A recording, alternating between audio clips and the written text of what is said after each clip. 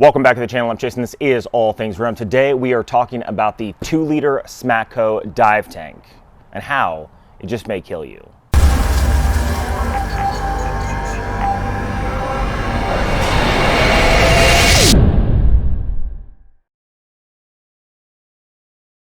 Now, before we get into the video, you guys know this is All Things Random, mostly watch stuff with some other reviews like this dive tank sprinkled in. Today I am wearing the Smaco Comex diver on a chase strap. Don't forget, guys, if you are watch lovers, go down to the link down below, chasestraps.com. That is my own watch strap company. Anyway, back to the review of this 2-liter Smaco. So this was sent to me by Smaco for free, and honestly, I wanted to give you an in-depth, honest dive review of both the pros and cons about this setup. Honestly, the quality is extremely good. The tank is made out of 6061 aviation aluminum. It's extremely thick, extremely durable. The stage 1 regulator right here is really good. It's very solid as opposed to the 1-liter Smaco and the 0.5-liter Smaco that I reviewed in the past. Honestly, those felt like toys. This feels like a very good rig. In fact, it has a 5,000 PSI explosion proof valve at the top. So there's no way this is not rigged for safety. It does have an external dive gauge right here, and you're not gonna wanna fill this past 3,000 PSI. We'll get into that in just a minute, into the pros and cons of this. The stage 2 regulator right here, and there's air inside this, is actually, the build quality is actually extremely good as well.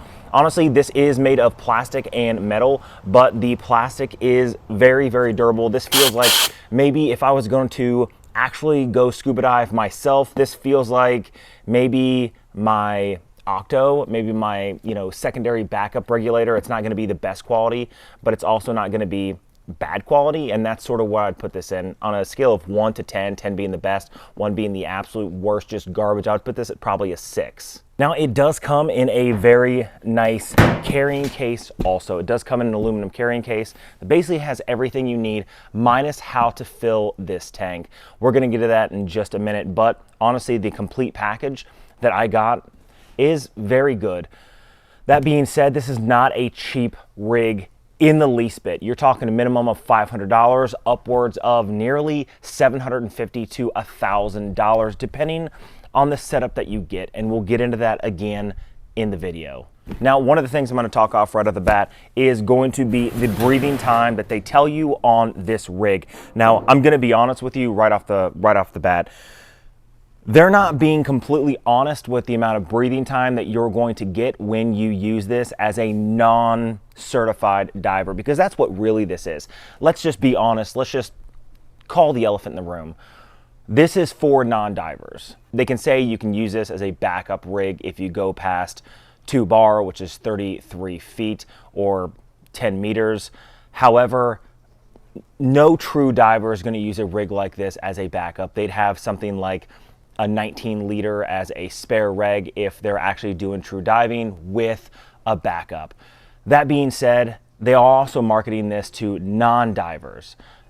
And the reason why they're marketing this to non-divers is because there's a few different ways you can fill it up. Now, they go back and forth. They really say you need to read the safety instructions before you use this. I would go even further and say you really need to be certified for either PADI or something similar before you use this, because this is probably going to do some serious damage if you don't know what you're talking about or you don't know what you're doing. Honestly, when it comes to breathing compressed air under any type of pressure, it can get pretty dangerous. People can say, oh no, if you do it in a pool, it's not really a big deal. Well, clearly they don't know what shallow water blackouts are or anything else. You can seriously do damage to your lungs by overexpansion by not even going that deep. Now, with all that stuff out of the way, let's talk about the breathing time for this 2-liter dive tank. And I say it's a dive tank because that is how they're marketing it. Now, the 0.5-liter that just hooks in the mouth with just a mouthpiece from the actual small tank, I'll leave a card right here for that review. Honestly, that isn't even enough to get you maybe 3 minutes of air at the pool. That is like something, hey, I want to go down, I just want to take a couple breaths. Honestly, that is not really, it's called a spare air everywhere else, and that's not even enough to really give a diver enough to get to the surface. That's an absolute emergency just.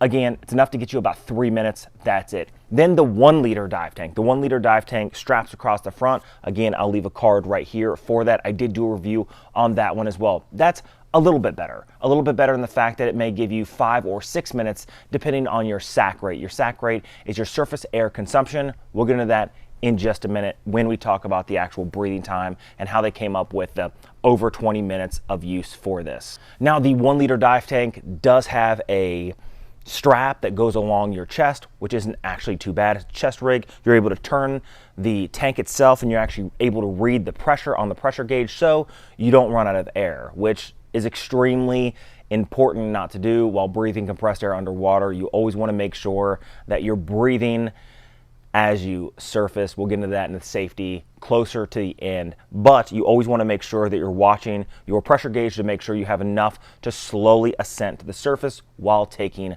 breaths. Now, those 2 rigs, the 0.5 and the 1 liter, you can argue that it's not really a dive tank. Well, this one specifically is mounted on the back. It is a back mounted rig, and it comes with this right here. It is a backpack, and honestly, it's not uncomfortable, but there's some pros and cons of this too.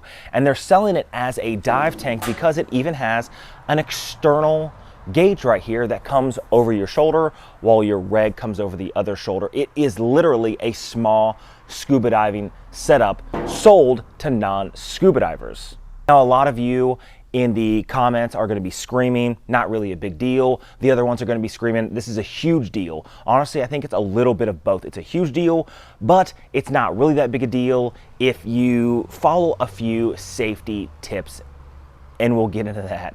Now, let's talk about the diving time first. Now, they say that this can last 20 to 25 minutes. Now, let's talk about your SAC rate, your surface air consumption rate. Now, that is the amount of air that you're breathing per minute while on the surface before you go underwater. Now, a lot of things changes, a lot of variables change when you go into the water, to include increased heart rate, increased breathing, right? You get this little bit of panic if you're not comfortable in the water. Even if you are comfortable in the water, you're still going to be breathing a little heavier, a little deeper, just because you're in a extreme environment. So the brand new diver, someone who isn't really experienced, maybe has a few dives underneath their belt, are going to be breathing about 25 to 27 liters a minute. Liters are the amount of air you're bringing in and the amount of air breathing out, and this is going to be important in just a minute. Now, an experienced diver may have a SAC rate of 15 to 18 liters a minute. You can see that it's far lower because they're far more calm. They are in an environment they're comfortable in, they have a lot of experience in, and they're not really going to be breathing heavy or deep. Also, when it comes to breathing, that also affects your buoyancy. If you are breathing in deep, breathing out deep, you're going to be bobbing up and down, and your buoyancy is going to be garbage. We're going to get into buoyancy in just a minute because that's also an issue with this dive tank. Now, the way they have calculated how this will last about 20 to 25 minutes under the water is by breaths. They say a single breath is 0.5 liters on average. So if you do the math, it normally takes, if you want to calculate 15 liters per minute for a very comfortable diver, that would be about 30 breaths under the water. They say you can get about 540 breaths out of this. So let's just do some quick calculation. 540 divided by 30 breaths is about 18 minutes. Now, that's 18 minutes for an extremely comfortable diver. Now let's talk about a new diver, the SAC rate for a new diver or someone who would buy this rig, right? We're talking 25 to 27 liters a minute. So if you really want to break it down, 0.5 liters per breath, you're talking about 50 breaths a minute. So 540 divided by 50 is about 11 minutes. It's 10.8 minutes. 11 minutes is not 20 to 22 minutes or 20 to 25 minutes that they say. I just want you guys to understand that when you are laying your money down on a rig this expensive. You think that you're going to be getting 20 minutes, but really you're probably getting half of that because the person who's buying this is going to be mostly inexperienced. Now, 10 minutes, 11 minutes, even 15 minutes underwater is quite a long time, right? It's a lot that you can do, a lot of things that you can see. It's not nearly the 22 to 25 minutes that they say, and it's not nearly an hour that I would get out of my normal BCD or BC, which is a buoyancy compensator or a buoyancy compensator device, right? It's not nearly as much time as I'd get in actual scuba gear. However, 15 minutes is nothing to really laugh about. You can do a lot within 15 minutes, but is it worth the price point of spending a bunch of money? Now we're talking about all this sac rate being on the surface. We're not even talking about going underneath the water. Now a lot of people don't understand that the moment you go underwater and you are under any type of pressure while breathing compressed gas, this is where you can have an overexpansion of the lungs and really do some serious damage. We're not even talking about narcosis or a nitrogen buildup or the bends. We're not talking about any of that. We're just talking about lung overexpansion at this point. When you're breathing compressed air under the water, under pressure, you're actually taking in more of the air. And if you're not breathing as you're coming up, a lot of times this compressed air in your lungs can overexpand your lungs and you can really get injured. That being said, breathing under pressure, this tank is not gonna, the further and further you go down under the water, we're not talking 5 feet under the water or 10 feet under the water,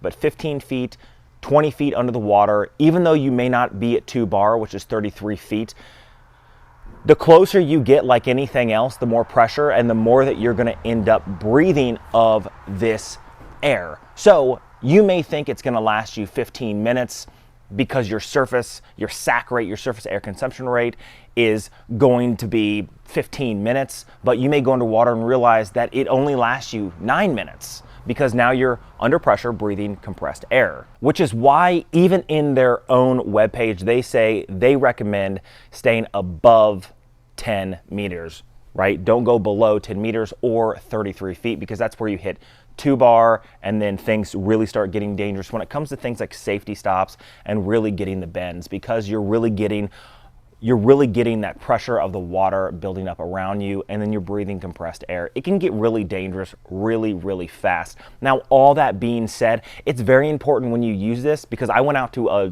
lake called Jewel Lake here in Anchorage. Now, what I did was I pulled up a bathymetry map. And the reason I pulled up a bathymetry map is so that I could see exactly how deep the lake was. Now, when you're underwater, there's something called the column of water. Now, the column of water is extremely difficult to read how deep you are unless you know how deep you're going. So if you don't have something like the Aqualand ProMaster Diver with a depth sensor or a dive computer, it's very difficult to really understand just how deep you are. Now, I've been 60 feet under the water and I've looked up, and it looks the same when I look up as when I'm in 30 feet of water and I look up.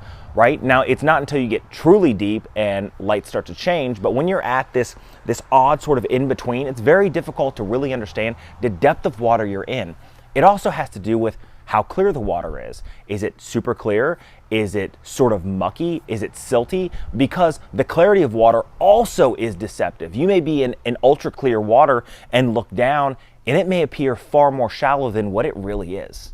Okay, so let's talk about my experience with this rig. Now, like I said, I went out to a lake here in Jewel Lake and I tossed this on my back just like you're supposed to, just like a normal scuba rig. Now, there's different ways to fill this up. You can either use something like this that I got from Mini Dive, or something like this, which is called a whip, that is from Dedepu. Now, Dedepu, Smaco, they're all interchangeable names, all Chinese companies. They're all basically the same products. The Dedepu is the 1 liter dive tank that I reviewed. This is called a whip. Basically what you do with a whip is you put this on an external tank, maybe like the 19 liter that I had here, or a steel 80, which is what we call them in the dive community. And then what you're doing is you're transferring the air into this tank itself. It takes about 15 seconds and it's extremely easy to use. Or you can use something like this from Mini Dive. This is an electric high pressure air compressor that has to go over 3,000 PSI. It's a specialty made unit and it takes a while to use. Now, Smaco has their own. I don't have Smacos, I have Mini Dives because Mini Dive sent me this in the past to review. But I can tell you that these high pressure systems take anywhere from 20 to 40 minutes to fill up a 1 liter dive tank. And for a 2 liter dive tank, it's gonna take about an hour to an hour and a half. and you cannot constantly run these machines. You can only run them for a period of time. Normally there's a temperature gauge right here because they're high pressure, and because the high pressure really builds up a lot of heat, the issue that you have is the actual air compressor itself can overheat and you can damage it. So if you're not watching it and you don't stop it when you need to, it can overheat and you can damage your multiple hundreds of dollar high pressure air compressor. Now the great thing about this is you can take it basically anywhere. Now when I use this, I attached it to a rental car battery, so you can use it anywhere. It's actually great. Is it portable? You know, it's okay. It's heavy if you want to take it somewhere, but again, with this, you do not have to be dive certified to get a tank from a dive shop. Now you can also have this filled up at the dive shop, but you have to be PADI certified to use a tank or have it filled. So the only options you have are basically this if you're non-certified. Now, does Smaco and Dedepu and all these other companies, do they sell a hand pump? Yes. You can use a hand pump on this, but you will literally be there all day long and it will not be worth it. I wouldn't use the high pressure hand pump for anything above a 1 liter, and that literally takes 1,400 pumps, I think is what it was, for the 1 liter Dedepu. So if you're gonna fill this up, it's gonna either have to be at a dive shop with one of these, which get very expensive, or one of these, which is a whip, and this is the easiest thing to use. Now, like I said in the past, filled this up, and at 3,000 PSI, what you have to realize is the more air you put in, the heavier the tank gets. So 3,000 PSI, the tank is gonna get heavy, and we'll explain that underwater in just a minute. So I tossed it on my back.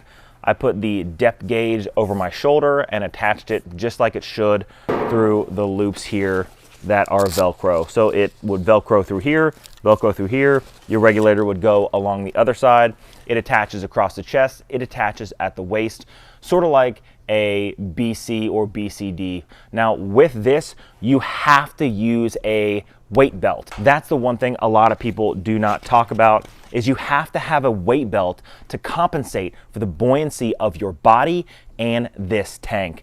Is this tank gonna be a little heavy? Yes. Is it gonna sink? Sure. Your own body though floats because it's filled with air. And even as I put on the tank, and I didn't have a weight belt at first, I tried to test out exiting all the air out of my lungs and allowing myself to sink, which is what I could normally do. And honestly, I just floated there. I barely went under the surface at all. Now, yes, I was wearing a neoprene 4mm wetsuit, which does add some buoyancy. And the reason I did that is because the water in Alaska is dirty, it can be cold, and honestly, I just like wearing a wetsuit because I just don't have to worry about the things around me. I don't have to worry about rashes, scraping up against things on my arms or legs or anything else. So yes, it did add a little bit more buoyancy, but maybe like a pound would compensate for that buoyancy. Now, of course, the further you go down, the more pressure you're gonna have on you and the easier it is to sink. But within this 10 meters or 33 feet, buoyancy is gonna be something you're really gonna have to deal with. Now, another thing is as you breathe air out of this tank is going to get lighter. And as it gets lighter, you're going to tend to want to float, which is also something to consider that really a lot of people aren't considering when using something like this tank. Is the more that you breathe, it starts off as heavy and you may get your buoyancy perfect. You may say, hey, I have 8 pounds on my belt. My buoyancy is absolutely perfect. I can just neutrally buoyant. I can just neutrally float at 20 feet with no issue, and then you take about 3 minutes worth of breath and you find yourself sort of starting to float, and then after about maybe another 2 minutes you may be at a runaway and then you're up to the top, which again could cause some damage to your lungs. So these are some of the things to consider.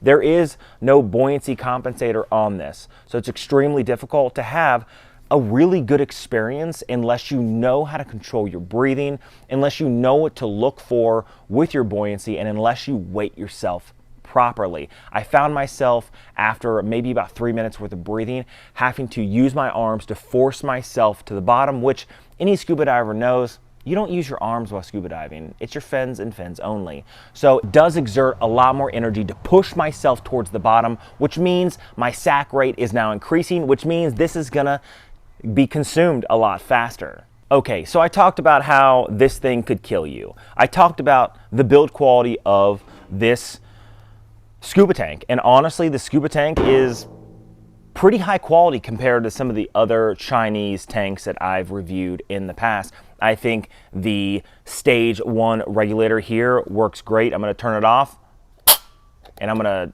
to drain out the air. I think the stage 2 regulator works great. I think everything, the purge valve works great. Nothing gets stuck. Everything works as it's meant to. All the bubbles as you're exhaling comes out the side, so it doesn't impede your view. Honestly, I don't think it's a bad rig. I think that the tank is well built. Compared to the 1 liter Dedepu and the 0.5 liter Smaco that honestly had like aluminum dust on the inside, and I thought, damn, this is what I'm breathing in. This was not like that at all. Definitely more high quality.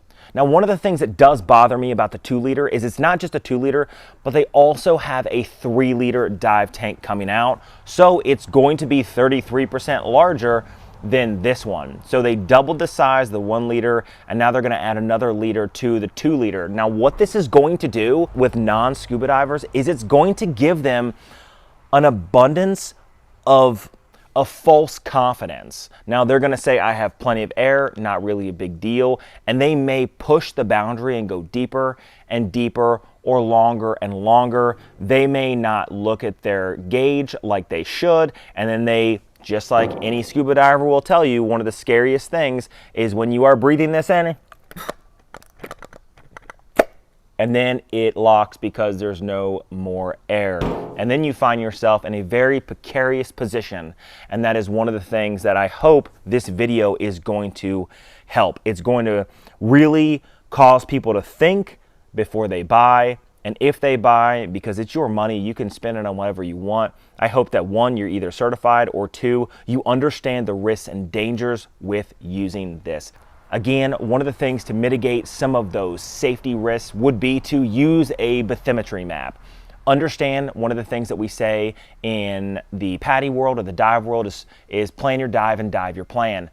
Now, you plan what you're diving to, you follow your plan, and you follow all the safety measures that go along with the plan. So one of the things you can do is follow that. Plan your dive. If you're using this to do any type of diving under the water, even shallow water diving, get a bathymetry map. Understand where you're going, the depths that you're going, and then the need to have a depth gauge isn't necessarily there, because a lot of people, when you're spending $5 or $6 or $7 or $800 on a system like this, you're not going to spend another $500 on a watch with a depth gauge. Right? It's just not likely. If you're going to spend that type of money, you might as well be PADI certified and create your own rig, because I can get a BCD, right, for $300.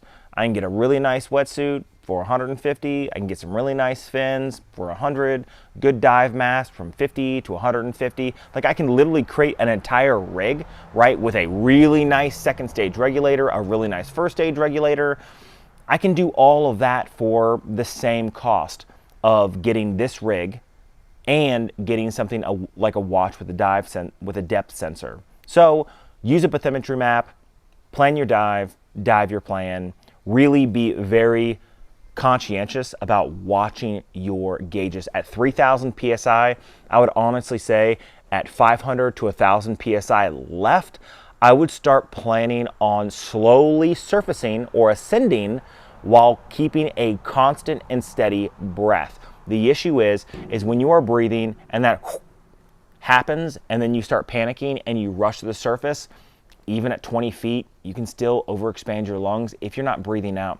So if that ever happens, if you do ever find that, the rule of thumb is to ascend to the surface. Don't go past your bubbles. And as you're ascending, you do two as you're ascending. You just 2, and don't go past your bubbles as you're ascending in an emergency, right? If you have to get to the surface, you do, but understand there could be some health consequences to include, damage to your lungs, even at shallow depths. Now, all that being said, is this a better built kit from Smaco than I've seen in the past? Yes. It truly is. Honestly, the kits in the past, I'd give less than a 5 at a 1 out of 10. And the way this rig is set up, I would say it's probably a good 7 for this type of rig. Would I recommend it to non-divers? No. Are non-divers going to use it? Yeah, that's what they're marketing to. They could say they're not marketing to non-divers, but really they are marketing to non-divers because no diver is going to get this. It is for the non-diver. Now, would I be excited to take this to Hawaii and use it off the beach? Sure, because I'm a certified diver and I understand the consequences when it comes to using something like this.